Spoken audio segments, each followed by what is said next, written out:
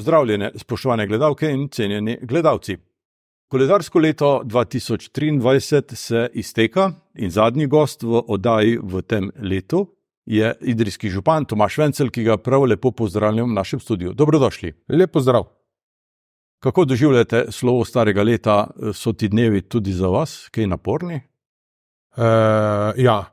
Veseli december, vendar predvsem bomo rekli v tistih ustanovah, kot je občina tudi, kjer se zaključujejo proračunska leta, je pa ponovadi v teh zadnjih dneh precej, ne bom rekel napeto, ampak delovno, kajti urediti je treba vse tisto, kar je še za dokončati, za poplačati izvajalce, tako da dela je cel kup, poleg tega, da je tudi pač v teh zadnjih dneh eno izmed zasedanj občinskega sveta. Dogodek leta 2023 so bile vsekakor poplave. Na žalost. Sedaj se je večina stvari sanirale, nekaj denarja ste dobili iz državnega proračuna. Koliko? Popraviti vas moram, stvari se še niso sanirale. Bile so izvedene samo tiste najnujnejše zadeve, se pravi, da se nekako preprečuje škoda. Z proračuna oziroma v proračunu občine Idrija smo dobili strani države približno 1.770.000 evrov, kar pomeni 40% škode, ki smo jo prijavili po temu neurju.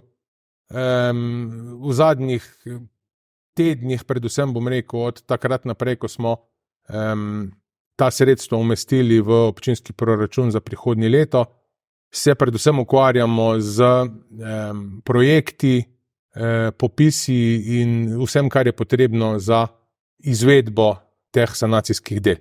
Ob teh sredstvih, ki ste jih omenili, pa ste dobili tudi nekaj manj kot $500,000 za intervencijo samo. Tako, nekaj smo dobili za intervencijo v mesecu juliju, tisto, kar je bilo, nekaj smo, pač veliko večino smo dobili pa za intervencijo po tem neurju v mesecu avgustu.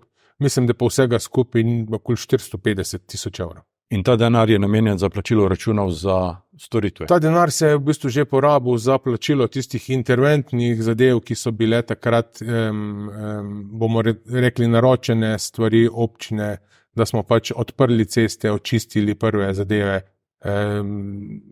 in sanirali tiste stvari, da so pač, da smo nekako zafunkcionirali kot družba nazaj. Koliko časa vam je dala država, da ta sredstva porabite? Za porabo teh sredstev, ki smo jih zdaj dobili, se pravi 1.770.000, imamo 12 mesecev časa, tako da zadevo moramo končati do konca oktobra prihodnjega leta. Pač po novem letu bomo šli, glede na to, da bomo imeli večino projektov in popisov, bomo šli v izbiro izvajalcev, nadzora in tako naprej. Glede na intervencijski zakon, ki je bil sprejet, lahko občine za vsa dela, ki bodo naročena do konca marca prihodnjega leta, nam ni potrebno delati razpisov za tudi nad tem limitom, ki ga imamo drugače, ne?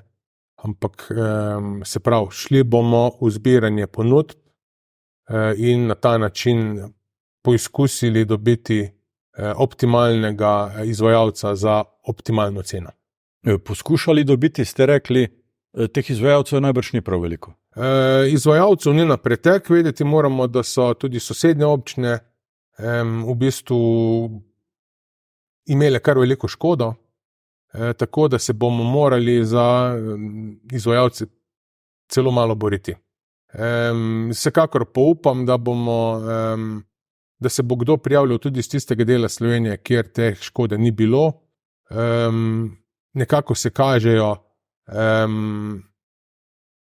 tudi, bomo rekli, prosti izvajalci na račun tega, da je država zmanjšala obseg del na državni infrastrukturi, predvsem na cestnem omrežju. Vsi predeli občine niso bili enako poškodovani. Kje je bilo največ škode pravzaprav?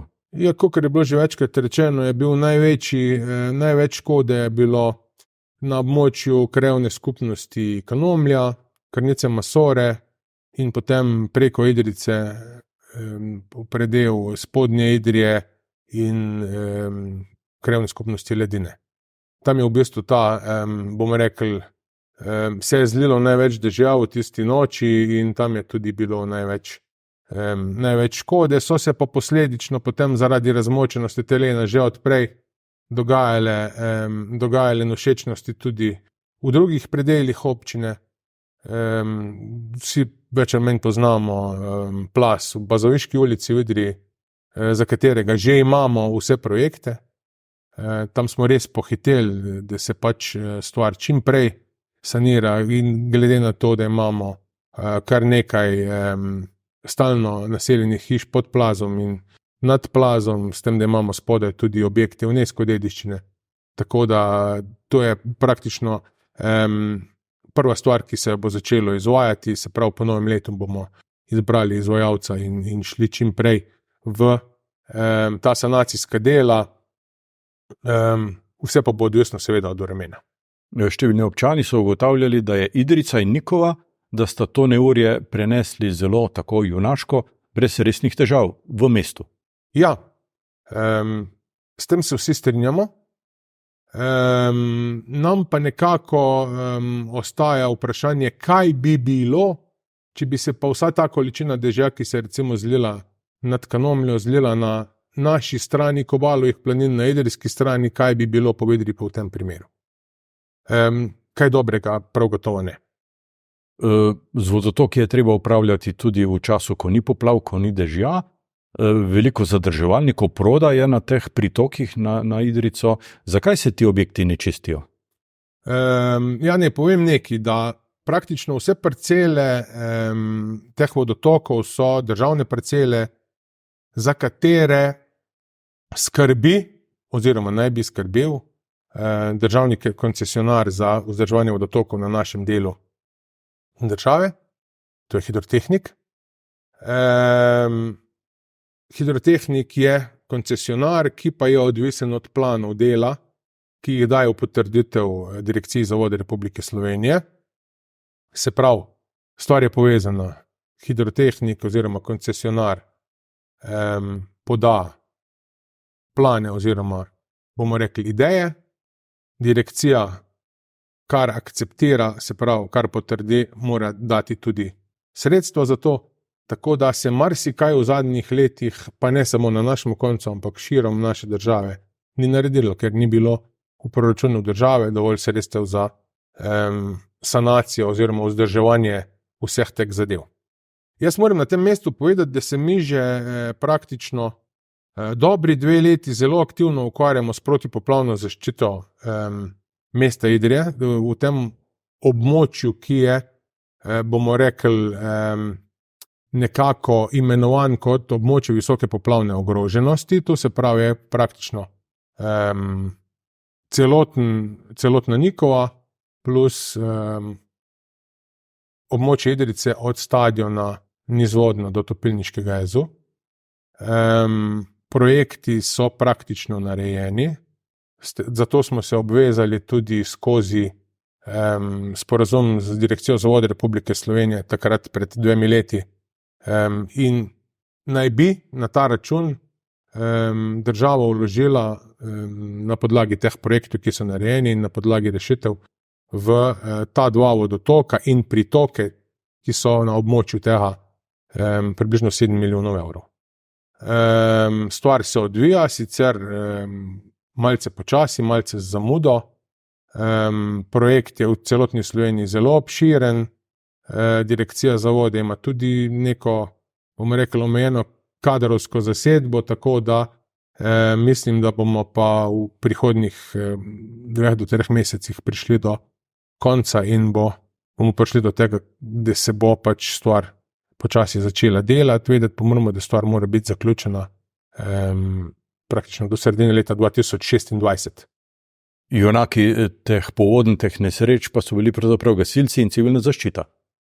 Tako, gasilci na prvem mestu, kot so vedno, hvala gasilcem. Kar se gasilstva tiče, moram reči, da v naši občini probamo res dobro poskrbeti za to, da so dobro opremljeni.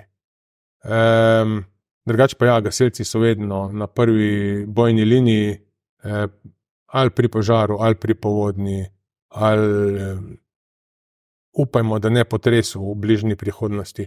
Gasilci so tisti, ki so vedno prvi, kljub temu, da so prostovoljci. Poglejva še malo v občinsko blagajno. Občina ima sprejet 2-letni oziroma 2 enoletna proračuna, ki pa jih sproti popravljate z rebalansi. To je nekaj normalnega, vidi se, kaj se lahko izpelje, oziroma kaj je.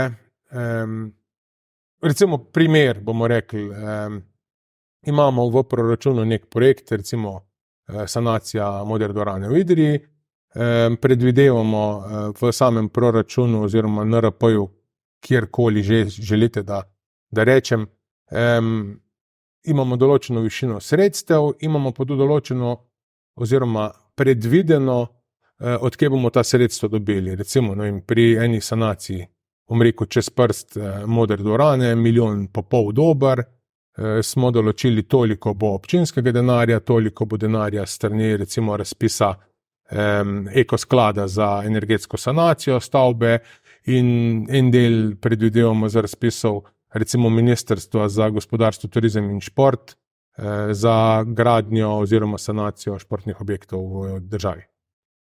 Če se vse te stvari ne poklopijo, finančna konstrukcija ni zaključena in zadeve se pač ne da lotiti.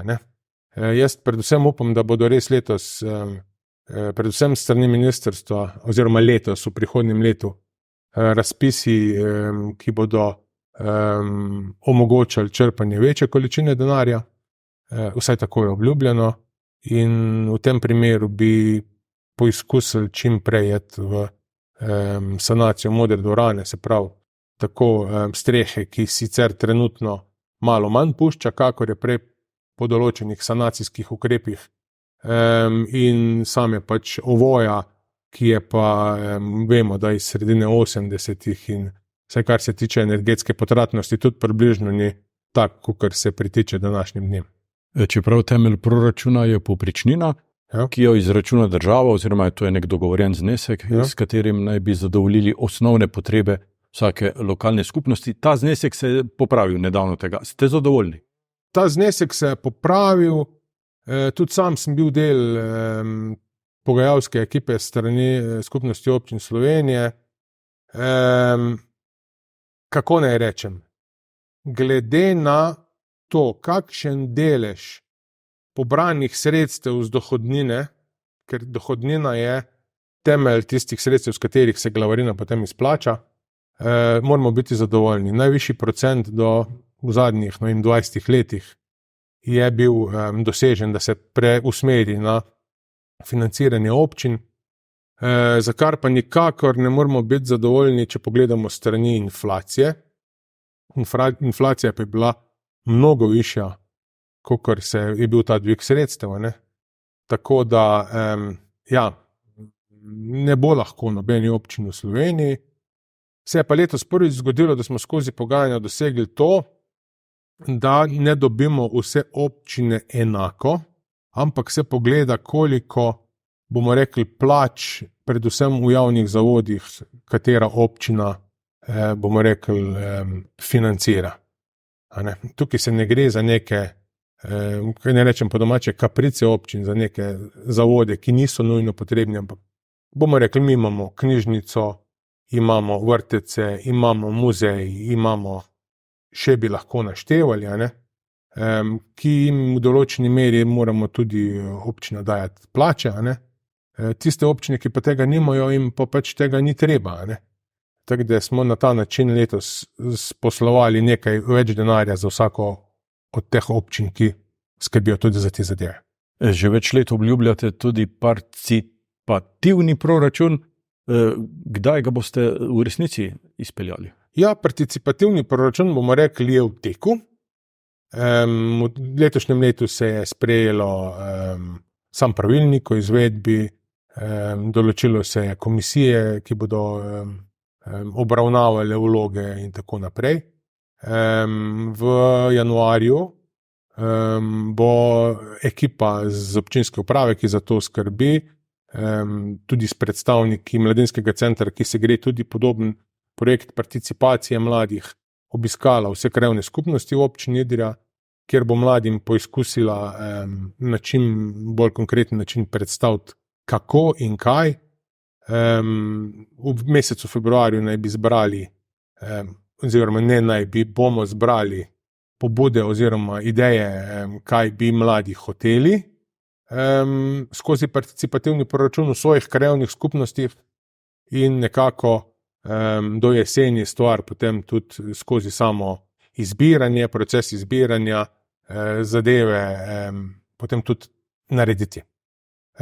Zdaj trenutno je v proračunu občine predvideno 30,000 za vseh 10 krajevnih skupnosti. Skozi rebalans proračuna bom predlagal povišanje sredstev, do katere mere še ne bom rekel, zaradi tega, ker pač ne vem, koliko sredstev bomo imeli na razpolago. Definitivno pa bo več, je pa odločitev taka, da vsaka krajevna skupnost dobi enako sredstev, ne glede na to, koliko mladih je v kateri krajevni skupnosti, oziroma ne glede na to, koliko prebivalcev ima krajevna skupnost. Sestavni del proračuna je tudi načrt razvojnih programov. Ja. To je tako velika tabela, kjer so zapisane vse želje, predvsem želje po investicijah. Za prihodnje leto seštevek investicij pove, da okrog 11,5 milijonov naj bi porabili za investicije v občini. Med viri teh 11 milijonov pa sem opazil, da približno polovico računate na državna sredstva, pol pa iz sredstev občine. Drži to? Drži, kot sem že prej rekel, se pravi, pri samem proračunu se in v NRP-ju, načrtu, se pravi, se stvar predvideva, kako bomo sestavili finančno vsako zadevo. Je pa ena stvar, če hočeš kandidirati za sredstva na razpisih, moraš imeti projekt v proračunu. Se pravi, mi ne moramo kandidirati, bomo rekli, na razpis Ministrstva za šport, oziroma gospodarstvo, turizem in šport, če nimamo tistega projekta v proračunu. Zdaj, po drugi strani pa, če ne bomo pridobili sredstev na razpisu, ga pa izpeljati ne bomo mogli. Tako da zavedati se treba tega, da to ni samo naša občina. Vse občine v tej naši državi imajo, bomo rekli, v narekovajih, proračune malce napihnjene, zaradi tega, da če pridemo do sredstev, bomo lahko stvar izvedli. Razumemo? Ja, na področju športa predvidevate tako 1,8 milijon investicij za vzdrževanje in investicije, Modra dvorana 1,5 milijona, športni center 50,000, mestni stadion 100,000 na okroglo. Ja. To so glavne investicije v prihodnjem letu. V prihodnjem letu, ja, so glavne investicije te.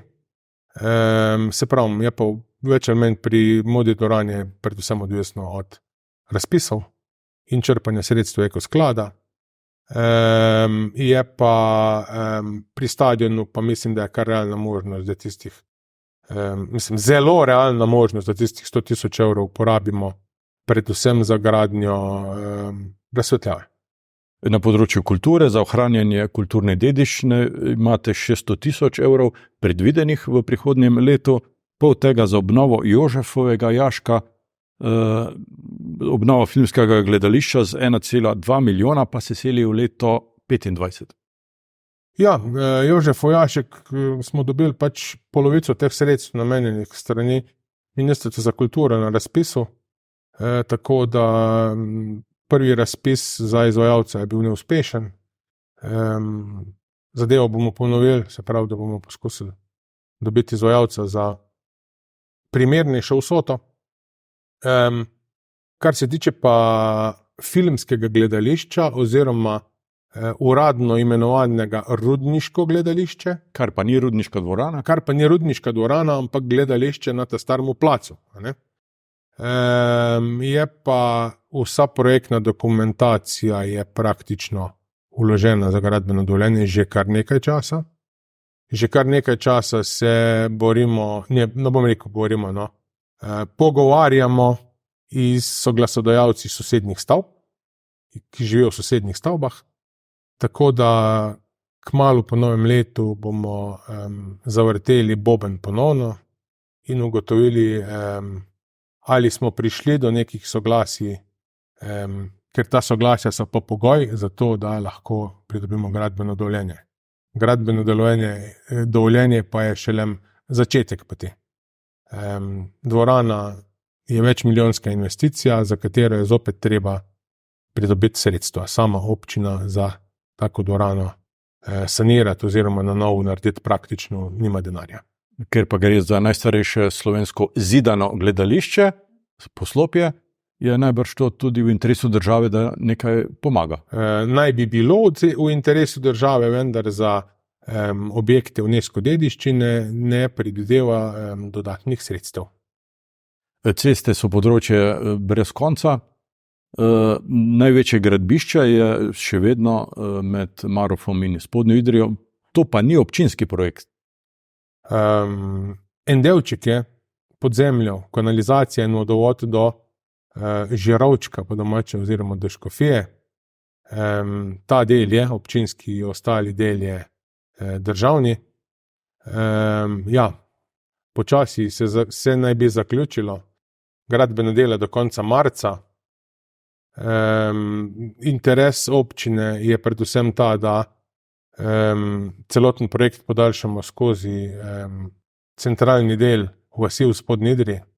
Se pravi, da uredimo še ta del, bomo rekli, od stare šole do mostu, da tam naredimo pločnike, da naredimo prehod za pešce, ki ta del Spodnje Idrije nima, da naredimo prehod kolesarske steze iz enega dela, se pravi z desnega dela cestišča gledano proti Spodnji Idriji, čez cesto na Staro Konomeljsko cesto, kjer bo tudi enkrat, upam, da kmalu, čeprav to ne bi bilo že 2 leti tudi strani države narejeno, označena ta daljinska kolesarska povezava.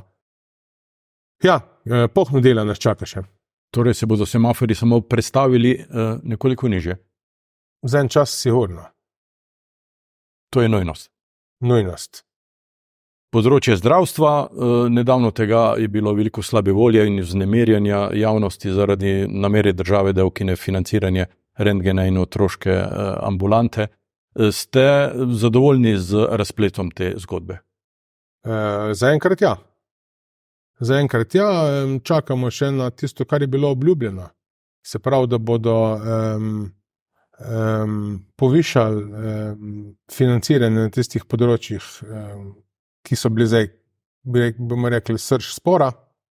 Se pravi, da bomo pridobili več kot 0,2 rentgena, več kot 0,1 te ambulante. Otroške razvojne ambulante.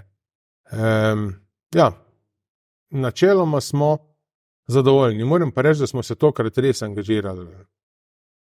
Brez neke hude, bom rekel, koordinacije smo se vsak po svoje angažirali, od strank do mene kot župana, preko Skupnosti občin Slovenije, do direktorja zdravstvenega doma, preko Združenja zdravstvenih zavodov Slovenije. Pač res dobro smo vršili pritisk.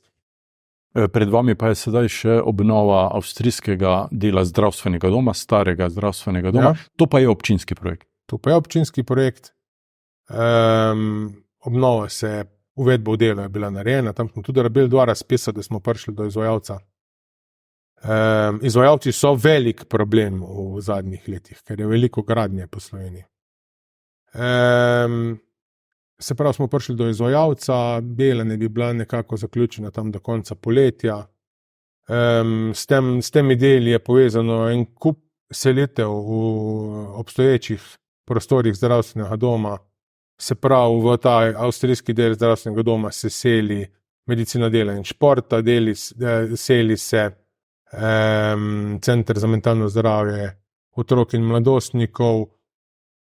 V tem, bomo rekli, termenmu zdravstvenemu domu, najnovejši stavbi, ki je v bistvu, se bodo družinske ambulante selili v prvo nadstropje, spodaj dobivamo novo pediatrično ambulanto na desni strani, tisto pod vhoda noter, kjer so pa zdaj tudi poleg urgence še, mislim, da 2 ambulanti družinske medicine, pa se celoten del v nadaljevanju namenja satelitskemu urgentnemu centru, ki pa ne bi prišel nekako v izvedbo leta 2026. Se pravi, to bodo ene take bolje opremljene urgence na, mislim, da po zadnjih podatkih 11 lokacijah v Sloveniji, ki bodo nekako pripomogli k tem, da bomo predvsem prebivalci občin, ki nismo čisto teh velikih zdravstvenih centrov, še bolje oskrbljeni v primeru pač urgentnih zadev. Stroške za to prenovo bo plačala država in mislim, da okrog 500 000. Država bo plačala dela v zvezi z satelitskim urgentnim centrom. Vse ostale premike pa so stvar občine. Moram pa povedati, da smo občine vseeno pridobile sredstva,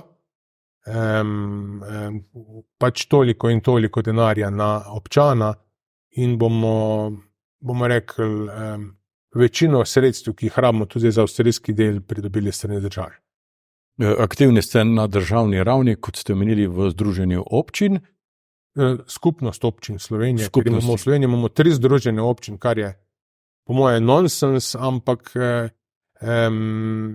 jaz sem v predsedstvu skupnosti občin Slovenije, poleg tega pa imamo še Združenje občin Slovenije in Združenje mestnih občin Slovenije. No, tako za mestne občine ne pridemo upoštev, ne? Ne. Da. Na nedavni okrogli mizi ste predstavili tudi problem financiranja oziroma nefinanciranja zimske službe, primer občine Idrija ali Kočevje. Ja. So kaj poslušali? Ja, so poslušali, ampak jaz mislim, da so spet tu slišali nepravo ušesa, oziroma da nekako ne moramo narediti enega ta pravga, bomo rekli, preboja pri razmišljanju države. Zdaj nekako smo si postavili eno strategijo, kako bomo preko skupnosti občin Slovenije bomo nekako poizkusili dobiti podatke, kakšni so stroški koncesionarjev za zimsko službo na državnih cestah v posameznih predeljih države. Po mojih podatkih, sicer nepreverjenih, smo zmagovalci vedno na tem našem koncu, pa na kočevskem koncu. Se pravi, da država za naše državne ceste porabi največ denarja za zimsko službo. In bomo poskušali skozi ta podatek potem v nadalje prepričevati državo, da nismo vsi doma v občini Piran. Danes sem se zmotil na enem intervjuju za TV Kopersnik, občina Portorož, v občini Piran ali pa v občini Lendava, ki je čisto ravninska, ali pa v kakšni drugi občini, ki ima zelo malo cest. Ja, aktivni ste tudi na mednarodnem področju, bi lahko rekli, bili ste v Grčiji pred dobrim tednom. Kaj se je tam dogajalo? Ja, v bistvu tam sem bil v okviru Urbaktovega projekta Tech Diversity, za katerega smo pač se odločili, da sodelujemo v njem. Občina Idrija sodelovala že na 2 Urbaktovih projektih. Bomo rekli, z enega smo pridobili mestno dnevno sobo, pa eno od vozil, se pravi, tisto, ki ga uporabljajo tudi sopotniki in deloma tudi civilna zaščita. Tukaj se gre pa predvsem za, bomo rekli, v štartu se gre vedno samo za razpravo pri Urbaktovih projektih in delitev dobrih praks na določenih področjih. Tukaj se gre pa za, bomo rekli, kako tehnično izobražen kader zanimirati, da je predvsem pri nas zaposlen na tak način, da mu odgovarja, oziroma če prevedem, da ni ravno zaposlen v velikih, bomo rekli, firmah, ampak da lahko razmišlja tudi o čem drugem. Aktivni ste tudi na bolj lokalnem področju, hodite po krajevnih skupnostih, poznate utrip tudi podeželja. Kakšna je situacija? V bistvu jaz se odzovem vsakmu vabilu krajevne skupnosti na sejo, oziroma ali zbor krajanov ali karkoli je. Zdaj v zadnjem mesecu sem bil na, po moje, 2 ali 3, ne vem, kaj to tretja, je bila v tem mesecu, ali bila v prejšnjem. Bil sem v Dolah, bil sem v Črnem Vrhu, bil sem na krajevni skupnosti Idrija, tudi po moje bilo tu že v novembru. Vabljen sem bil tudi v Spodnjo Idrijo, pa se je pokrivalo s Črnim Vrhom. Ja, v bistvu sem zelo na tekočem, kaj se po krajevnih skupnostih dogaja. Bom rekel, v nekaterih so malce bolj aktivni in malce bolj razvojno razmišljajo, v nekaterih malce manj, ampak mislim, da imamo v tem mandatu kar zelo dobre svetnike krajevnih skupnosti, ki nekako razmišljajo o tem, kako naprej. Ta nivo lokalne samouprave je pomemben. In seveda je pomemben, zelo. Zdaj bomo rekli, samo poslušanje idej krajevnih skupnosti je zame že nekako en del participacije. Se pravi, od spodaj navzgor, pa še nekaj se moramo zavedati. Pri vsej stvari, politično, nepolitično, poleg župana, edini predstavniki, ki so na večinski način izvoljeni, so svetniki v krajevnih skupnostih, se pravi, voljeni po imenu in priimku in po njihovi osebi. Krajevna skupnost mesto Idrija je vendarle nekaj posebnega med temi 11 krajevnimi skupnostmi. Tu živi več kot polovica občanov celotne občine. Ti odnosi s krajevno skupnostjo so včasih malce naporni. No, bom rekel naporni. Vsak ima pravico do svojega razmišljanja, do svojih idej, ki pa jih je treba skozi pogovor uskladiti in ugotoviti, kaj lahko, kaj ne moremo, kaj je pametno in tako naprej. Tako da jaz mislim, da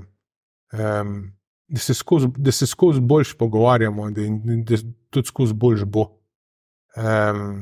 Tako da jaz ne vidim kakšnega problema. Večkrat, kot se bomo videli in večkrat, kot se bomo pogovarjali, več stvari bomo rešili in bolj bomo vsi zadovoljni. Vsi člani sveta krajevne skupnosti so bili izvoljeni na listi, mislim, da odgovorni za občino Idrija. Ta edina skupina pravzaprav, ki pogosto drugače razmišlja, kot razmišljate vi ali občinska uprava, je na nek način opozicija. Ja, tako jo tudi sprejemam. Poizkušamo pa se pravim, tudi jaz osebno hoditi nasproti oziroma hoditi v štric in poizkusiti njihove ideje implementirati. Vedeti je pa treba, da z vsem spoštovanjem večina predstavnikov liste odgovornih je novih v lokalni politiki, tako da se vsi skupaj tudi še malo učijo. Mogoče je dobro, kdo vpraša kdaj, kaj, kar se zdi, da je logično, pa v bistvu ni, ne? Pri javnih financah in pri javnih zadevah so ene logike, ki niso čisto take, kot so pri vodenju kakšne firme. Pod črto bom rekel, vsi skupaj moramo iti v smeri boljšega življenja v naši krajevni skupnosti in v naši občini. Moramo povedati, da krajevna skupnost Idrija je tako velika, da bi lahko, če bi bila svoja občina, večja od polovice občin v naši državi. Turizem je priložnost, to je tako, bi rekel, parola. V praksi pri nas zaenkrat še ne živi tako. Ja, jaz mislim, da se, pa ne za časa mojega mandata, kar tudi prej že se je veliko naredilo na promociji same Idrije. Imamo pa ta problem, kot sem že zadnjič povedal za enek drug intervju, da ljudje se pa nekako še ne najdejo v tem. Postavljeni so temelji, rabimo pa ljudi, ki bodo to znali izkoristiti, se pravi, gosta postreči v Idriji, ga zadržati in tako naprej. Občina ne more imeti hotelov, ne more imeti gostiln. Lahko pa vse ustvarja pogoje, da bodo ljudje prišli in da jih bodo drugi tukaj, bomo rekli, postregli in tudi od njih pridobili finance. Za razvoj turizma je pomemben, po moji oceni, tudi projekt Idrija izbrano. Tam so združili številne rokodelce, obrtnike z odličnimi izdelki. Poznate to? Projekt Idrija izbrano je ena najboljših stvari, ki se nam je zgodila v zadnjih letih. To je bil del enega Interregovega projekta in to stvar Zavod za turizem zelo dobro pelje naprej. Vsako leto je kar nekaj novih artiklov oziroma stvari, ki so umeščene v to. Zanimivo je, da se jih je kar nekaj v zadnjem času odločilo tudi iz cerkljanske občine, da stvar certificirajo pri nas. Tako da jaz mislim, da bi bila smiselna razširitev na celotno idrijsko-cerkljansko regijo. Šport povezuje ljudi. Ste osebno že oddali kakšen predlog za športnika leta na športno zvezo? Ne še. Boste? Bom. Ima občina primeren odnos do kulture, tako mi piše tukaj vprašanje. Najbrž načeloma ima, vendar tudi kar nekaj težav. Povejte nam, kaj se dogaja v knjižnici? Knjižnica ima svoj svet zavoda. Svet zavoda je ugotovil, da po njihova stvari ne funkcionira tako, kakor naj bi. V fazi teh sestankovanj in razprav je odstopila direktorica. Dobili smo začasnega direktorja oziroma direktorico oziroma v.d. direktorico, ki se trudi stvar peljati naprej oziroma še izboljšati. Bil je tudi že razpis, na katerem niso izbrali novega direktorja stalnega. Ne? 2 razpisa, ker ni bilo prijav. Tako 2. Nihče se ne prijavi. Ja. Ne vem. Ena izmed stvari, ki je ovira, je tudi to, da mora imeti direktor bibliotekarski izpit, kar pa je praksa praktično v celi državi, razen v Ljubljani, kjer, bomo rekli, je pa knjižnica podjetje. Veliko. Tako da, če bom prepričan strani drugih, da je pametno ta pogoj, da ima direktor bibliotekarski izpit, odstraniti iz onega, lahko gremo tudi v spremembo odloka, oziroma če bo neka konkretna pobuda za to, bomo videli. Čeprav knjižnica presega ozko gledano samo izposojo knjig, to je osrednji javni zavod za kulturo v mestu. Ne morem reči o srednjem. No. Zelo pomemben. Eden del najpomembnejši. Se ukvarja s filmom, z galerijo. Tako.